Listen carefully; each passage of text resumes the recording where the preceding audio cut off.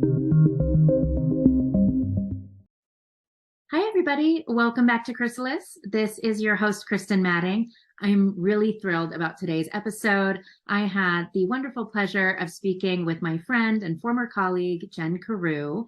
Jen and I met, a handful of years ago, working in the corporate world. And I don't know if either of us knew that the other person was on a spiritual path, but I recently saw that she started a spiritual company. So I had to have her on to talk about her path, her journey, and her awakening experience. And that's something I've really wanted to do since I started the podcast. So I'm thankful to Jen for agreeing and for sharing her story so vulnerably and openly with us here today. I truly hope that you enjoy the conversation as much as I enjoyed having it. So if you are listening to this on audio, please know that you can also watch our interview, our conversation on YouTube. And if you're watching on YouTube, there is a whole lot of content available on Apple Podcasts and Spotify, just audio, if you're interested in more. Okay, so that's it for now. Without further ado, here is my conversation with Jen. Hi, Jen. Welcome to the Chrysalis podcast. Hey, Kristin. Thanks for having me. It's my pleasure. I am thrilled to have you on. I was so excited when I was scrolling through LinkedIn and I saw that you were posting spiritual content. And then I was even more excited when I realized who it was and that I actually know you and you weren't like a third or fourth degree connection, which happens so often. Right. But yeah, thanks for coming on and talking about your spiritual path and what you're doing now. Yeah. Well, thanks so much for having me. It was so cool to hear from you. And, when I got your note that you'd had a similar experience, I was like, oh, wow. Because you never know when you start to put stuff out there, who's going to respond or how it's going to reach other people. So it was cool. It's cool to hear from you. It is sort of like, it does feel like taking a bit of a risk. Okay. So, before we get into your background and who you are, I just want to understand and create a common definition for people who may not have had like a quote unquote awakening. Mm-hmm. I think it can be pretty ambiguous when people say, I've had a spiritual awakening, or I'm on a spiritual awakening path, or, whatever. So how do you define the term spiritual awakening? Well, in its simplest form, awakening is just remembering who we are, what our true nature is. So, there's a lot of different ways to think about that. The way that I primarily think of it is having a shift from identifying primarily with my body and this individual, external being, to identifying primarily with my spirit. So remembering that who I truly am is spirit, and that spirit is having a human experience. So when we can sort of take, a 30,000 foot view or a larger view of who we really are, it changes sort of all of the way that we see our lives and the world. Yeah, right. That I define it in a similar way. It's like a rapid shift. Like for me, it was a rapid shift from like here I am looking at it from like my little first person perspective of like dealing with the trials and tribulations of life. And all of a sudden I'm zoomed way out and I have, like you said, like this 30,000 view of what's going on and what really matters and how the world works, even though if I'm not still quite sure how it works, but just having a broader perspective, and it changes everything. It changes the way you live and see the world. Right. Okay. So tell us, about who you are, and I know this could be a bit of a story, but like what got you to the point of being on a path to awakening? Well, like a lot of people, I think we get on the path to awakening because we're in pain or we're suffering in some way or we're not fulfilled. And that often is what kind of gives us the space or sort of the guidance to surrender rather than trying to figure out this out ourselves, all by ourselves. So if I just would back up a little bit, in my life. I'm someone that has really always been inspired by stories of human transformation. Like I was the kid that would rush home after school to watch Oprah. Like in the 90s, like I was obsessed with watching Oprah. And it was because there was like this common thread in a lot of her shows about searching for truth, highlighting human transformation. And I became, just really sort of obsessed with watching that show because of that reason. And so when I got into my 20s, that sort of inspiration led me to have, a desire to dig deeper into human transformation in general. And first, it was really about my own transformation and dealing with some of the pain that I had from my childhood, and figuring out how I was going to actually make my life turn out well. I didn't have a lot of confidence that my life was going to turn out well when I was in my 20s. Mm-hmm. And so I started really getting into personal development work in order to figure out how to live my life in a way that, would be satisfying. Right. And I was sort of pursuing finding happiness, right? Like we all do, this idea of happiness, or this idea of finding my purpose. So if I look back on my life now, I can see that I've been in a process of awakening for a long time. It wasn't conscious. It was more of a it started with, making a shift from being in a sort of scarcity conscious where I believed that life was happening to me, and that I had no control over it. And then when I started getting into personal development work, that shifted to a manifestor consciousness where I was going to happen to life and I was going to make it happen. And I could manifest all this stuff with the power of my mind. Right. And I was in that manifestor consciousness for very, very long time. And I thought that was the key to finding happiness. As I've gotten older, and I'm in my mid 40s now, I've realized that, happiness is an emotion, and it really comes as a result of finding, the space inside of us and in connecting to the space inside of us that is peace, is love, is eternal. Right. So I didn't really realize that or get that until last December or in early January, when I started on this path more consciously than before. So if you fast forward, all of that time dedicated to personal development and growth, I discovered my purpose. I thought was to, help other people transform their lives. So that showed up for me in a lot of different ways. I was coaching, I was speaking, I was facilitating. And then ultimately I got into a learning and development career, where I was building learning programs for thousands of people. And so I felt like I was living this purpose, right? I'm helping thousands of people with these learning programs that I'm building. And in my last job, I was the global director of leadership development for a major retailer. And so, what was interesting was I'd reached a place in my life where that manifestor consciousness had paid off, right? Paid off. It was like, I have this dream job where I get to do something that's my purpose and make money doing it. I am married to the love of my life. We just bought our dream home in the middle of the woods. And in fact, that's what my background is on this video. And then what started to happen was I realized that I really wasn't fulfilled, even with everything external that I'd ever wanted. I'd checked all these boxes, that the inner fulfillment wasn't there. And so when I started to pull that thread, I was like, how can this happen?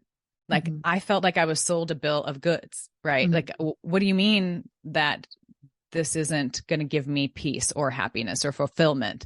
So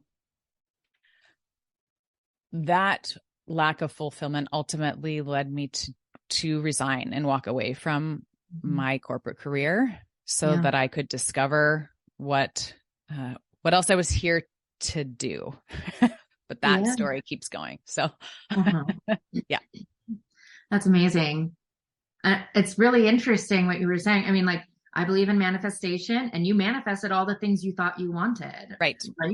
And there's nothing like getting everything you want to realize that that's not what brings you inner fulfillment and inner peace. And that does have to come from within. And we can continue to look for all of these external things, which I think is human nature, right? If we're not clued in, we just kind of operate under this, this is going to bring me, happiness or contentment, or it's going to be this. And mine is always the search for purpose through some sort of vocation. Right. And then I'll try this. And I'm like, oh yeah, this is going to be it. And it's never it. Right. So it's something within me that drives me forward. That's not necessarily like a broken part of me. Because it does drive me forward and has led me down this path, that search for vocation or search for purpose and meaning. It's played its part, but I realize that probably no matter where I get to, it's not going to solve that problem for me. That's going to have to come from within. So right. Because things are not necessarily bad, right? There's no inherent meaning or inherent significance to any external thing. It's just not what ultimately gives us a sense of peace and fulfillment. And so, but that's not what we're taught to believe. Oh, 100%. Yeah, no, the story I believed was, we're going to get good grades in school. We're going to go to a good college. We're going to graduate and get a good job. And maybe then you'll have a family, and voila, like your life is put together. And I think maybe with our generation, and certainly the generations below, we're realizing that we'd like to do something different and maybe, not settle for that story. And also that the happily ever after is not necessarily a reality in that way that we were told. Right. Okay. So take me back to after you got everything and then you were disappointed, or, I'm paraphrasing. So this is not exactly what you said, but then that led you, I'm assuming, into a path of awakening. So can you tell us about your awakening experience? Yeah. Well, and I think, awakening is not something necessarily that is a one and done kind of moment thing or a lightning bolt. I think there are moments of feeling pure peace in the awakening process. So there is for me, there has been for me, but the awakening itself has been a process, and it starts with a moment of realization. And then oftentimes in my experience, I should say, my fear-based thinking or my ego thinking sort of, said, that's okay. We're not going to pay attention to that. Nothing to see here. So I'll take you back to, the week after I had walked away from my quote dream job. And it was Christmas Eve last year. And my husband and I are watching It's a Wonderful Life, which we do every single year.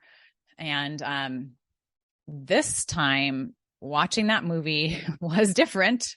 I had a moment where I realized, and it's the moment at the end of the movie where George is on the bridge and he realizes that he had a wonderful life, right? He really did have a wonderful life. And now that life has been taken from him. And so he's calling out to Clarence, he's calling out to God, and he's saying I want my life, please, give me my life back, or something to that effect. And, he realizes I have been given a great gift of life.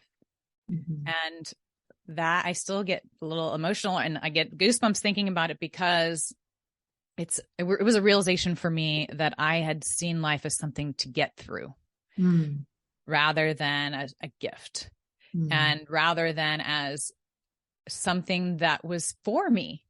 And so that moment was huge in that, it stuck with me past that day, even though my fear-based thinking wanted me to forget about it. It was there. The seed was planted. And then for the rest of the year, I had just walked away from a 10-year career with this retailer. I had built and these programs that were incredible and took an enormous amount of effort, and I was exhausted. I was burnt out. I was, and then, feeling unfulfilled. So I just really kind of wanted to check out, and I did for the rest of the year. And then beginning in January, I was like, okay, it's time to figure out what I'm here to do now, right? Because whatever my purpose was before, I clearly didn't get that right, because I got to the mountaintop and I wasn't fulfilled. So I was like, I have to figure out my new purpose. So I started by setting just a spiritual goal, like in early January, where I was like, I'm going to read this part of this book. I'm going to do some meditation every day, and I'm going to learn these lessons. And that's going to help me get in the mind frame, or this mindset for figuring out what I'm going to do next. Mm-hmm.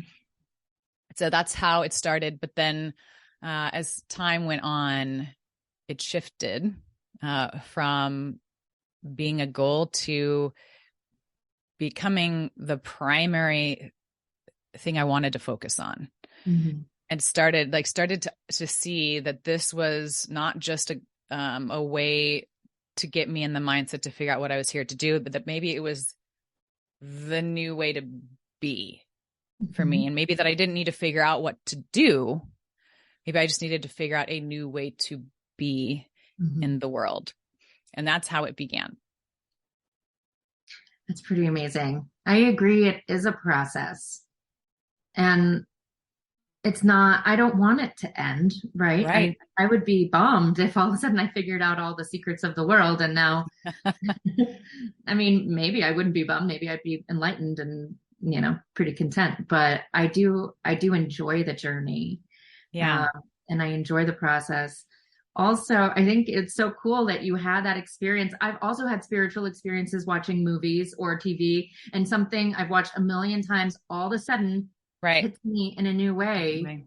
And it's just a testament to the power of art and how it can influence us. And when you're ready to receive the message, like there it is, Right.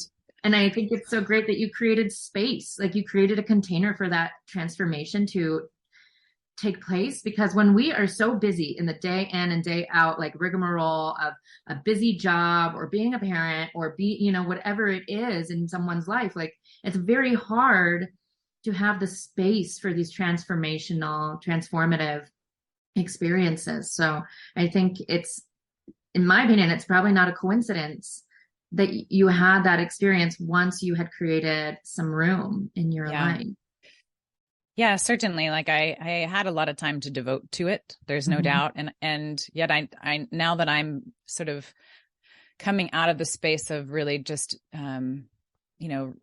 writing and meditating and reading for an extended period of time, and sort of getting more back into the world, and doing more things. I'm realizing that, protecting that time is so critical, and we all can do it. It's just a matter of, prioritization, like anything else. And we say it all the time, and it always sounds like, yeah, that's great, but not for me.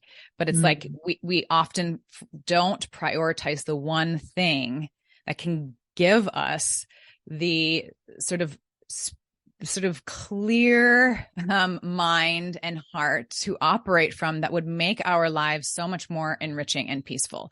And so that's why I think finding that stillness and creating that space for ourselves it's not only a nice to do, it's really, for me, essential in order to experience the lasting and sustainable peace that I want to experience. Yeah, I'm totally guilty of that. I think you're right. I mean, I blame the busyness of life and my kids and all of these things, but and the multitude of projects I want to do, but I need to make that a priority, and I do intend to.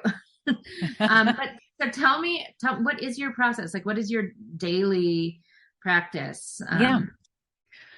So for me, this has evolved over time, and it started by doing daily meditations focused on a specific lesson, Mm-hmm. and then also writing. I like to write a lot, or I was journaling a lot about my experience, Mm-hmm. and then over time, these lessons I was learning, they're not theoretical. They're really about bringing them into your life. So each day would have a different lesson that you would carry with you. Okay. Can you give an example? Um, sure. Love, which created me, Mm-hmm. is what I am. Mm-hmm. So the day would start out by, with that centering thought. I would meditate with it for 15, 20 minutes.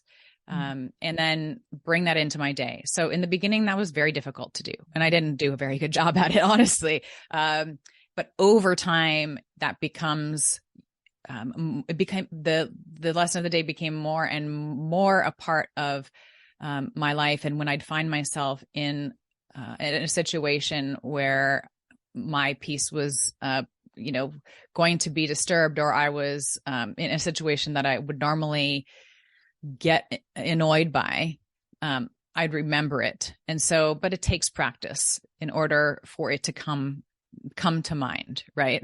So, that's what daily practice does. It's sort of like mental training, like similar to going to the gym, for your muscles. You gotta, practice and flex your spiritual muscles, so to speak, too, in order to get better at it, and in order to be able to bring it to mind in the moment that you most need it, because life is not going to stop happening.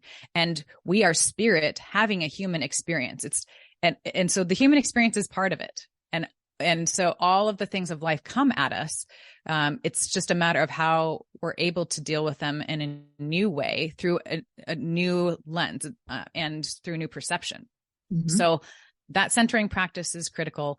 And then I started to learn how to be present. So that's another practice that I work towards, really moment to moment. It's literally moment to moment. Right. And I don't always get there. Sometimes my past hijacks my thoughts. Sometimes I start worrying about the future, just like everyone else. Yeah. And I bring it back to the moment, right? Like, and so that's what it is. It's just consistently, it's being disciplined about bringing it back to the moment. Mm-hmm. So first is being still. Second is practicing presence. And then the third is extending love. Like, we are love.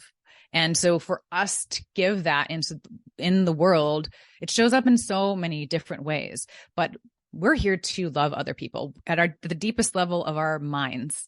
Mm-hmm. That is our purpose. Like, we are connected at the deepest level of our minds. And it's about extending the love that we have inherent within us, and remembering to extend it. So in order to do that, you got to stay connected to it. And getting connected to it is the daily practice, right? So you get your connection, and you maintain it by practicing presence and extending love. Mm-hmm.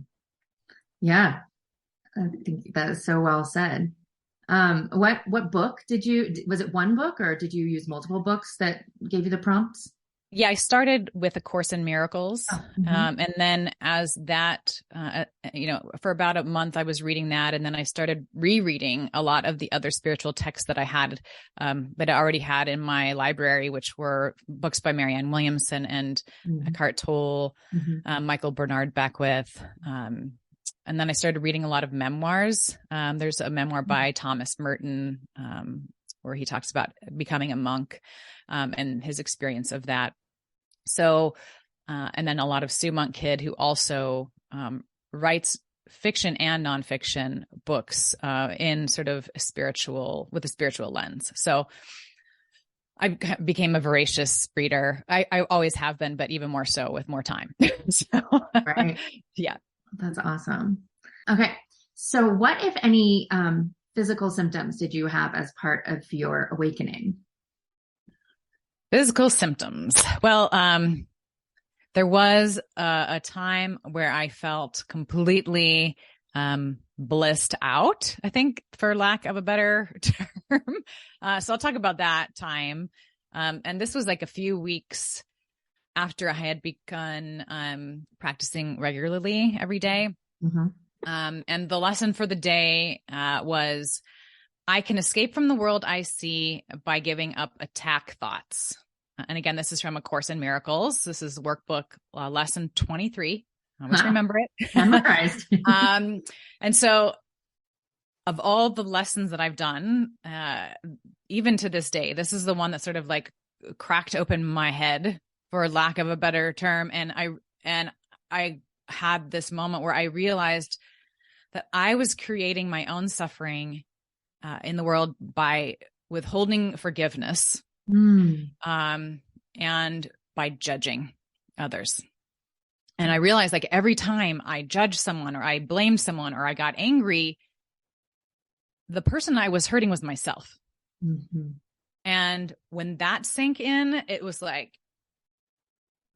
mind blown. Like, and because I recognized that this was my biggest blocker to experiencing peace. So it's about, like, awakening is a process of removing those blocks to, the awareness of peace. Right. So it's like, I got it. Like, this was my biggest blocker. And when that block lifted in that meditation, I felt a sense of just complete and utter bliss. Like, the rest of the day, like, I walked around the house, like, giggling, like, laughing. My husband was like, "Are you okay?" And I was like, "Yeah, maybe. Great. Yes, it's great. Everything is just fine." I'm like cooking lunch. I'm giggling while I'm cooking lunch. And it was like something had taken over me. Like, I didn't, like, it was the most wonderful feeling. I guess it's sort of like feeling like you're enveloped by peace, but it was like a buzzing and a joy and a giggling that was happening to me. And so the whole rest of the day, because this happened in the morning, the whole rest of the day, I was in this state of just complete bliss. And I even at the end of the day, my husband put the news on. And I typically get triggered by the news. So, like, I don't usually watch it. Mm-hmm. But he put the news on and I was laughing. I was giggling through it. And it was like probably the closest experience to being on psychedelic drugs. Like, I've never done those, so I don't know what that feels like. But if like I were to imagine, this is what people describe, it seems like that would be it. So, when I woke up the next day, and I write about this in the blog, like, I half expected to still feel the same way, but it didn't. It, like, the experience was there. Like, I had seen it, I had felt it, I'd been there, but it was maybe out of 10. So I sort of got like, this is what it feels like to live in a complete blissed out state. Mm-hmm. And that dial got turned way back down to maybe like a 2 the next day. But like, the peace was still there. It just wasn't this like giggly, like, complete bliss. Yeah. I mean, I totally relate to your experience. I had a similar one. It was hard when it went away because I thought I had done something wrong. But it how long can you live in that consistent state of bliss? Right. And as somebody who has done some psychedelics, I can attest that it is similar. Really? There are moments of being on psychedelics where it's scary. And so that part is not similar, but then there's other times when you can get into a bliss state.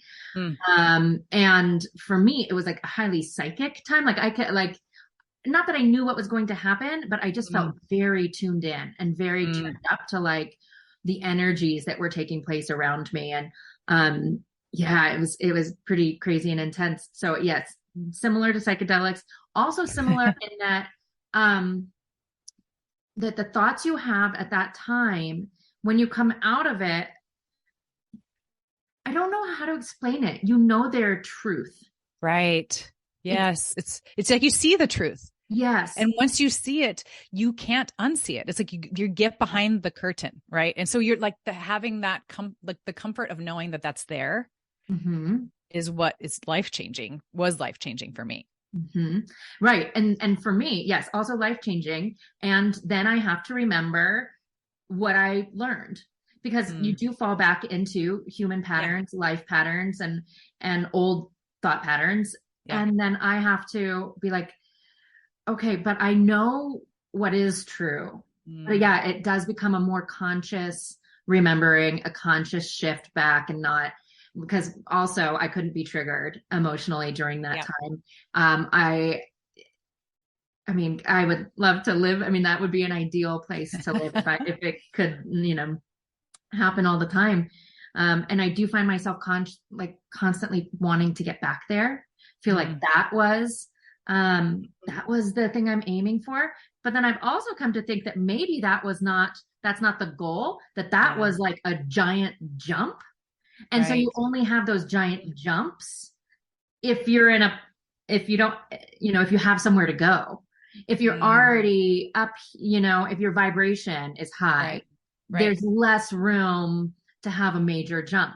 So if your vibration is lower, you can do a big jump. I'm not saying I couldn't do another big jump. I think it's possible, but also maybe not necessary. Some lessons can come slower and don't have to be, a huge jolt.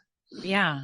Yeah. And for a while too, I remember thinking like, well, that's what I'm aiming for, right? Like that's the state.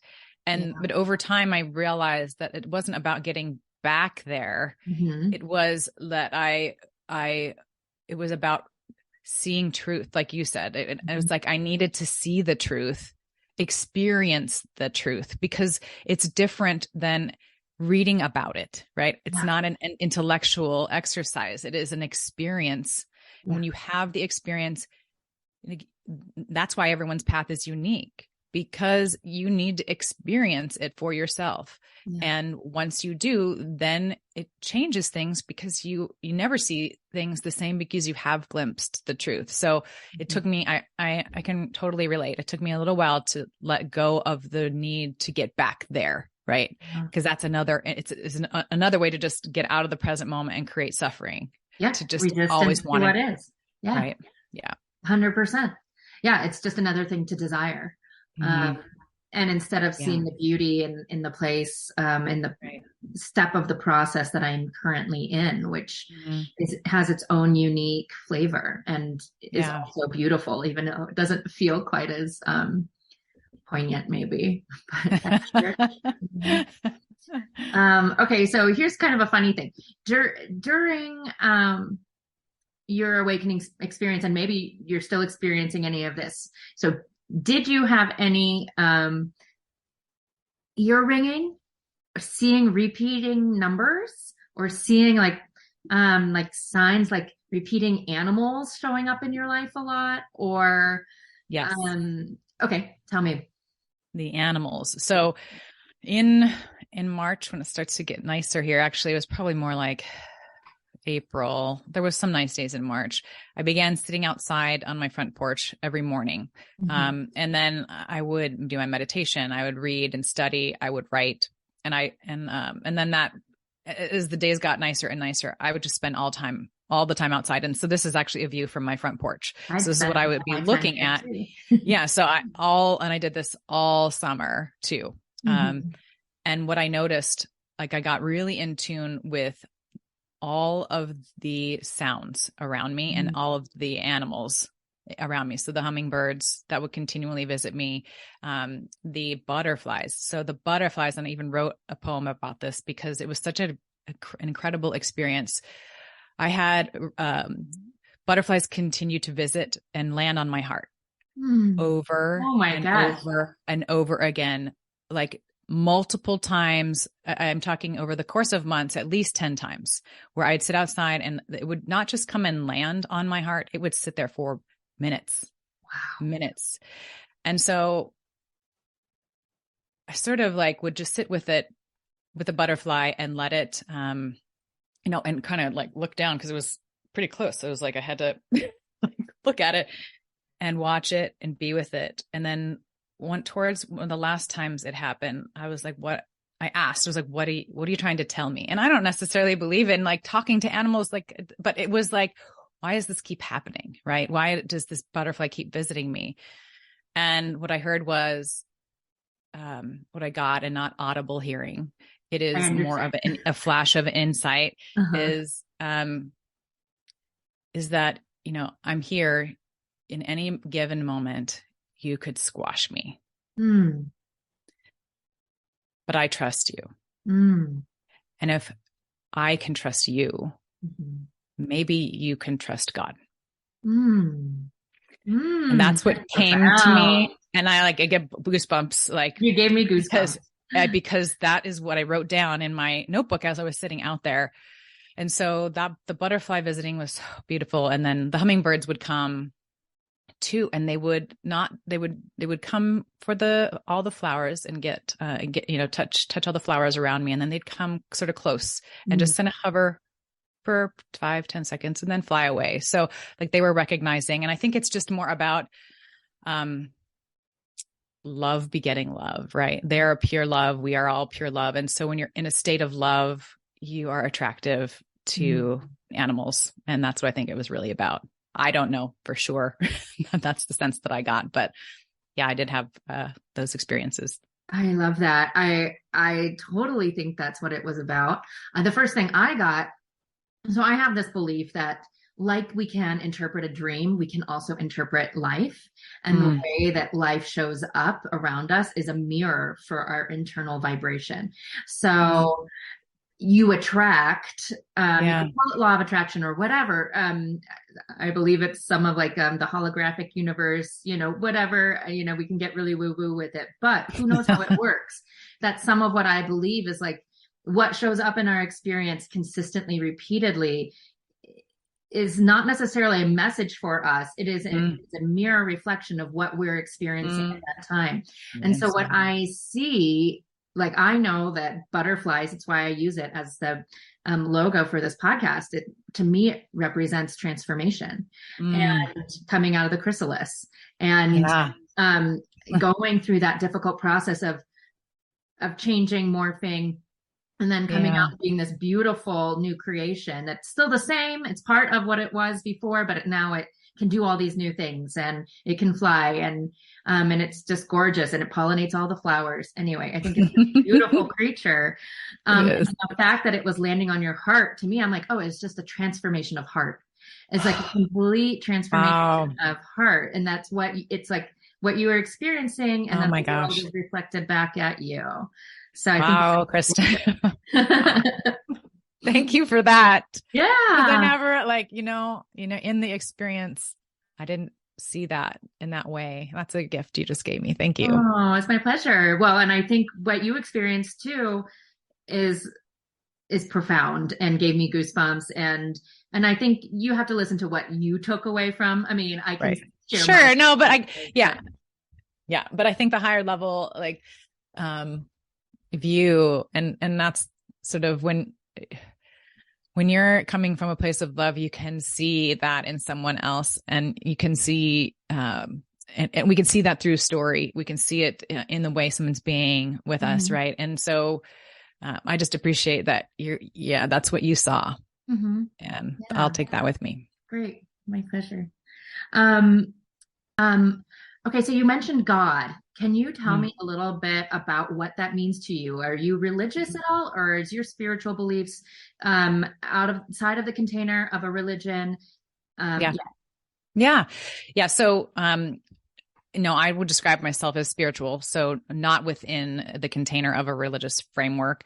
I believe that first and foremost, I've learned something from every faith tradition that I've studied, and I love learning about all the different faith traditions and religions of the world.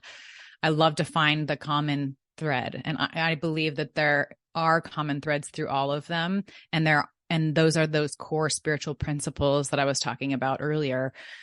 And so for me, God is what I call source. That's what the language that feels comfortable to me. You may call it universe. You may call it consciousness. You may call it Allah, you may call it Buddha, although Buddha wasn't necessarily a god. So whatever the language you feel comfortable with is what I always share for folks that may be getting started or starting on the path. For God was a blocker in all honesty. The word God was a blocker for me for a long time. But as I started going through this process, it just felt natural to me for some reason, but I've never been, I wasn't brought up particularly religious. I have been to Islamic mosques. I've been to Buddhist temples. I've been to Christian churches and Catholic churches. And, I was in a period in my 30s searching for a sense of belonging through religion. But I never found it there. I found it in the personal connection with source or God or creator, which I call God. Yeah. I'm so similar. It's actually funny as you're talking, like we're similar. I mean, I actually applied to colleges with the intention of studying world religions because Really? because the same thing, not because I'm particularly religious. Yeah. I did go to Catholic high school, not because we're Catholic. And I went to Episcopalian middle school, not because I'm Episcopalian. I was actually baptized Methodist, and I did go to church growing up, but there was a moment where I thought I was going to be religious. And that it ended. I walked away from the Christian faith for many reasons, but I never lost that desire to be connected to something bigger. But anyway, I find that fascinating that you also have that interest or had that interest. And I also use the word God. I use the word universe, I use source, and I use the word God all interchangeably. So it just depends on how in the moment. Yeah, I do use source as well, and sometimes universe too. Those are the three that I use, but mostly God, I think, is that's how in my mind's eye, what I call source. Yeah. The creator. The creator, right? Creator. Something created all of this, right? So something created all of this, and we are all a part of that creation, right? And so that's how we're all connected at the deepest level of our minds, and not the brain, not the gray matter. That's the part energy of our physical body, right? The mind, right? The consciousness. Yeah. Yeah. Okay. So I know this is a big question, and I'm just wondering if you had to sum up what you believe now. I mean, what is it that you believe? Well, I believe that we are each pure love having a human experience. That love is not separate. That love is a part of one spirit, not 8 billion individual spirits. And that's why the principle of oneness is a common thread through all religious traditions, all spiritual philosophies. And that's the thing that we've forgotten. So if we could remember our oneness, that brings us home. If I could choose one thing to remember, it's that we are one and we are here to love. Yeah. Beautiful. So you are married, right? Yeah. Yeah. And has your partner had an awakening? No. He hasn't. I mean, not in the traditional sense. I think, it's so funny because he is the calm in the storm. Like he always has been in our relationship. And so I was the anxious one. Like I definitely would consider myself as somebody that has generalized anxiety. So he was always the calm and centering one in our relationship. And so no, he is so open to hearing about my experiences, and he sees the changes in me in a positive way in our relationship. And yet he is not necessarily on the path, and that's okay. Like we all have our own path, and it is unique to everyone. And it starts when we're ready. And it starts before we know it started. That's the truth. But it consciously starts when we want it to. Yeah. And so no one, I don't expect him to start meditating every day, to start reading all the books that I'm reading. I just enjoy being with him and experiencing the love that he is giving to me, which he always has. Yeah. How has your relationship changed? Well, I don't know that it necessarily has changed so much as I've changed. And as a result of that, things that I used to get annoyed by no longer bother me, like the little things. And so that certainly makes for a better quality relationship. Like I used to get really annoyed in traffic, or in waiting in a long line I had a lot of things that would get to me around being patient. And so practicing presence, because patience is all about like, I got to get somewhere else. Like I have something else to do and I don't want to be here right now because there's something else that I have to really like do. And I shouldn't have to wait in this line, or I shouldn't wait in this traffic. So your mind goes to these places. And so when I started being able to be more present, it changed that aspect.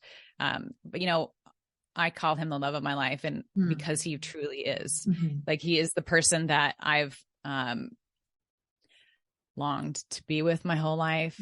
He just sees me, and that's been like that from the beginning. People talk about like when you know, and this is that person for me.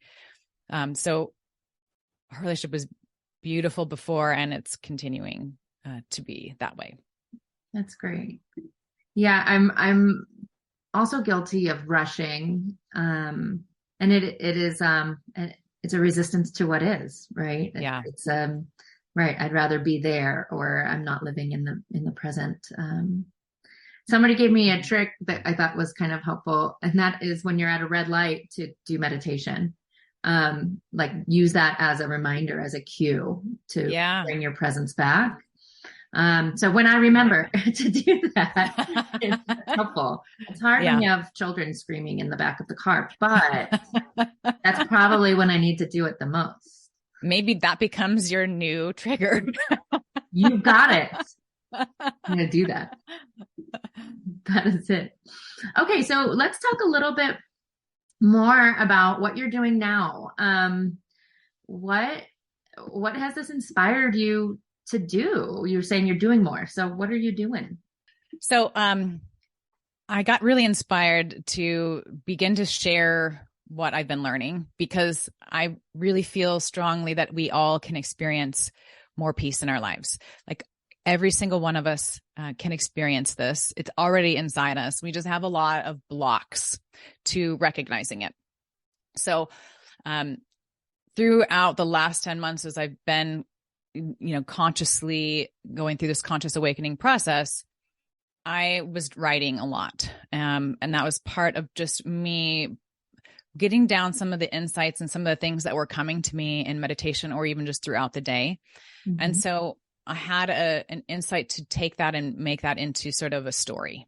And so I've been writing a blog about the journey itself.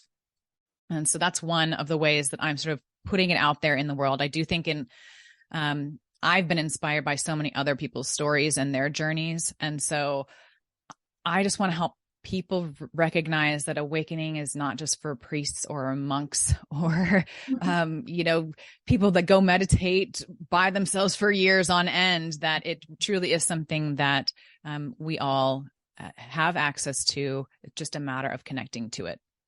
So the blog is one way. Like if I can get there, anyone can. So the blog is one way I share that. The second way I want to help is by connecting other people that are on a path of conscious awakening as well. And so I've created a community of people that are coming together to share their experiences and to lift one another up. And we're really here to, again, learn from one another as we continue on our own individual, unique paths. So that's the second way. And then the third way is by taking what I've learned and bringing them into a class format. That's my background, and that's what I love to do. So there are core spiritual principles that, when applied, can help us live more peaceful lives. So I'm going to create courses based on several different core spiritual principles. And those will be coming out the first one will come out by the end of the year. Great. Do you know what that one's going to be called, or what the general topic is? Yeah, that one is about perception. And so it's about seeing the world in a new light. So I'll stop it there. Love it. Yeah. That's fun. And the community is free for anybody to join. Can anybody join? Is there like a gate they have to pass through, or is there a gate? No. So it's a free online community, and anyone can join. So, yep, it's called The Bright Spot, and it's through my website. So anyone that's interested can go to jencarew.com to read the blog, to join the community, and eventually to take the courses. Awesome. For audio listeners, that's JenCarew.com. I'll also put it in the show notes and link it on the screen if you're watching on video. Excellent. And then the classes will be for a fee, right? Yes, absolutely. Yeah. Do you know the approximate cost, or are you still deciding? Still deciding on that. Okay. Yeah. Cool. Yeah. Awesome.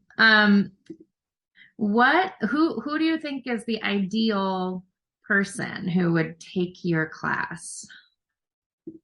Well, I think, it's somebody that's curious about continuing their own spiritual development. So, and spiritual development, again, is just a personal relationship with someone bigger, greater than ourselves, right? And it's not really wrapped in any sort of religion or faith tradition, although it can exist within that framework as well. So I think somebody that's curious about finding more peace in their lives and learning spiritual principles that can help them to connect to that place inside.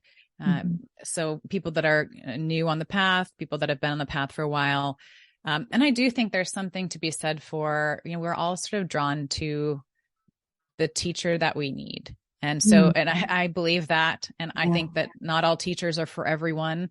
And so we're all drawn to certain people. So it's, that's why I'm sharing the blog. That's why I'm sharing the community, so that I can get to know everyone out there and they can start to see themselves in my experience. And if they do, that helps them to open up to, what's possible for their journey. Yeah.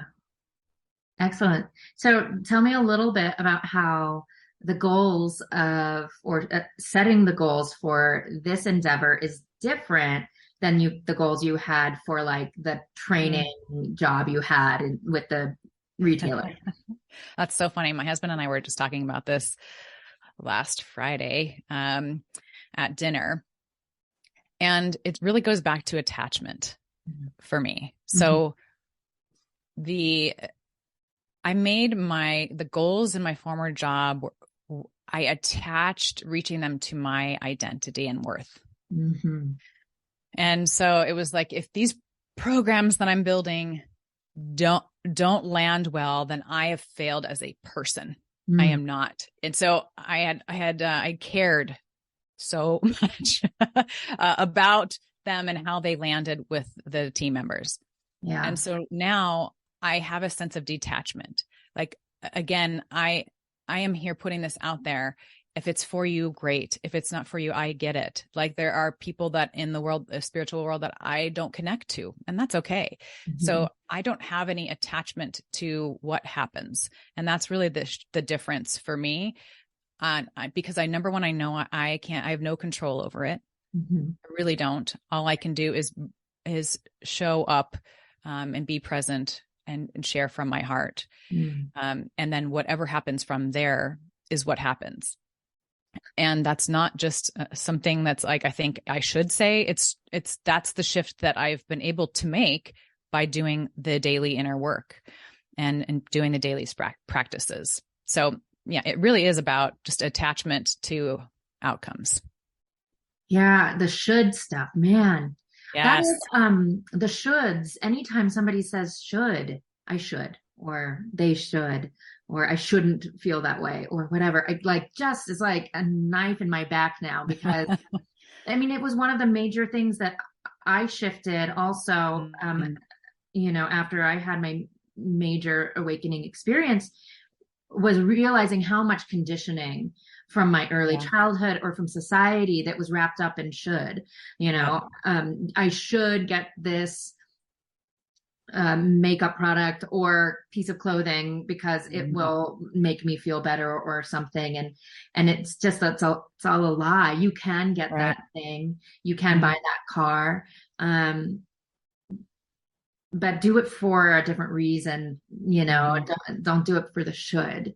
Find the reason that's talking to your heart. And, I love that. Even with this, podcast and with some of my other endeavors, I was working on an episode, not yesterday, the day before, and it's about astrology, and I've been working on it for like a month, and I'm super excited about it, but I like it. Yeah, I'm feeling the pressure to get it out. I'm like, who am I rushing for? Like, Right. it's gonna come out when it comes out, and it's going to be great. But I also had this realization that I am having so much fun doing it.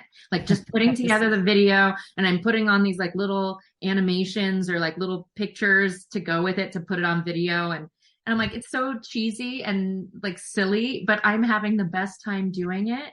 And isn't that what it's about? Like, yes. Oh my gosh. My time. Like, that's exactly it. Like if we're not like experiencing love, peace, joy, if we're not feeling these things,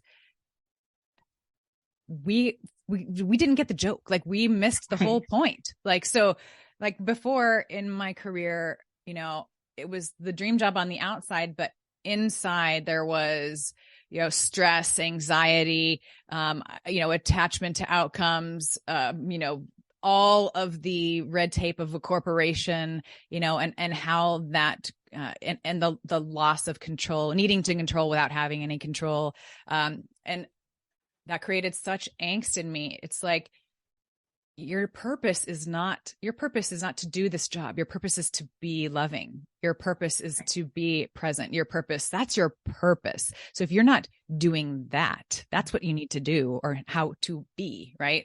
Yeah. So it's the shift of like, I'm not what I do. I am how I show up in the world, how I give love. I am how I extend love. And that's it. And so if we forget that, and I forget it, there's moments where I forget it, and then I have to bring myself back. And that's all it is. It's just, that's that discipline to bring yourself back to the moment and recognize that's my mind, having a thought about, needing to do this X, Y, and Z thing, by this date or whatever. But that's not real. All that matters is that I am here extending love in this moment. Right. I see it as old patterns. It's just like old neural pathways that were built over so many years. I'm 40 myself. Like I spent a long time thinking of things in one way, and those pathways got laid down early, Yep.